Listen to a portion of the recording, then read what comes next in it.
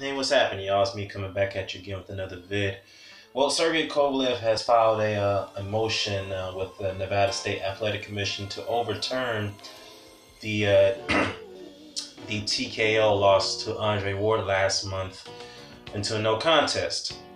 Now, Kovalev's lawyers has stated within their motion the reason why they're trying to get this contest overturned to a no contest rather than a TKO loss is due to the integrity and the integrity when it comes to officiating. Now, I'm only paraphrasing what they're saying here. What Kovalev's lawyers are saying is that, look, it's not an attack on Tony Weeks' competency. We highly revere him as a great official with competence, but it's more so than the fact that we have to get it right, and that's what they said in their motion. We have to get it right. The rules have to be enforced, and they're also arguing that whenever Ward got in trouble against Kovalev, he would intentionally low blow him, which honestly, well, I'll get to that. Intentionally low blow him just to get his way out of trouble. So I'll leave it at that because I read the article and I can only paraphrase the most important pieces about it. But there's one thing I would say though is, one, why wait a month later to file this motion? And number two, didn't Bob Bennett already rule that like 2 days after the fight, I believe, that the decision stands and that he's already reviewed the tapes? So, and number three, I thought Kovalev already admitted to defeat, which pissed off his so-called ardent supporters.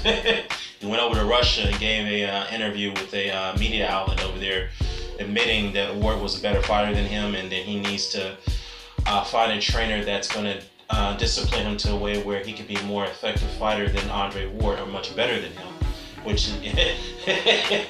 And he's also accepted Virgil Hunter's invitation to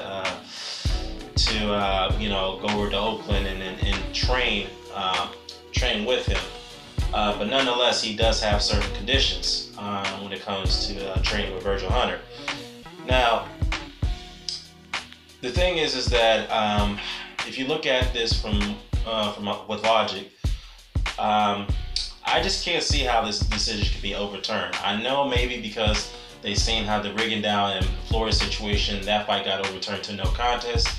So, obviously it was pretty much, they felt that they can, they have some sense of hope that if that could happen, then definitely they can win on this decision to get it overturned. But nonetheless, though, Andre Ward does have very good attorneys, and of course Jay Prince and Josh Dubin, yeah, they know how to get shit done when it comes to Ward, when it comes to representing him, okay?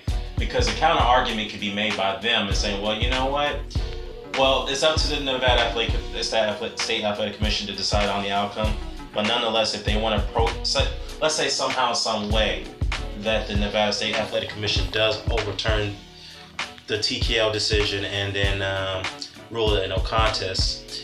Well, Josh Dubin and Jay Prince can also appeal that and say, well, what about the repeated rabbit punches that Kovalev was throwing and he didn't get a stern warning for it? When he was in trouble, that's what he was doing.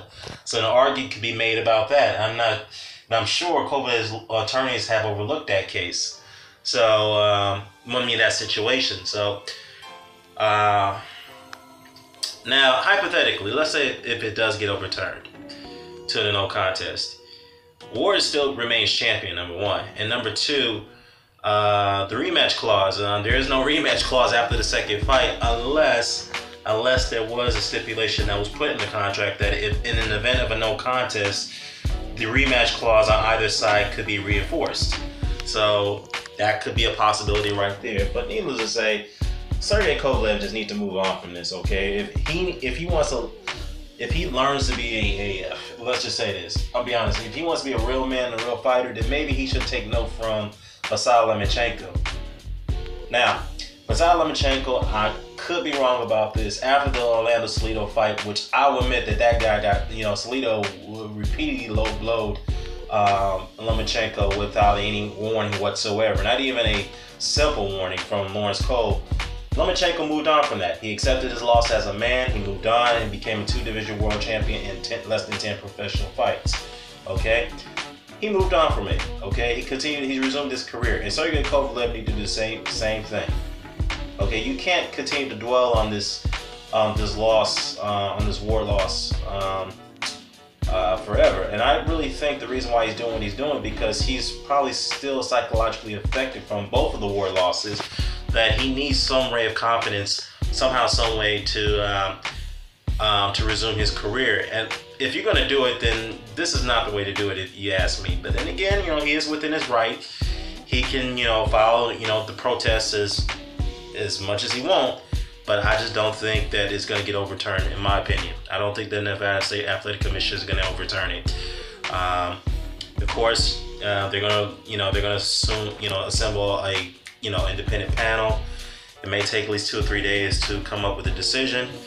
I'll say that 2 days at best, 48 hours at best. They're going to come up with a ruling, and it's probably going to stand. So, but we'll see how it turns out. But if you ask me again, I don't see that the decision being overturned, in my opinion. But then again, anything can happen.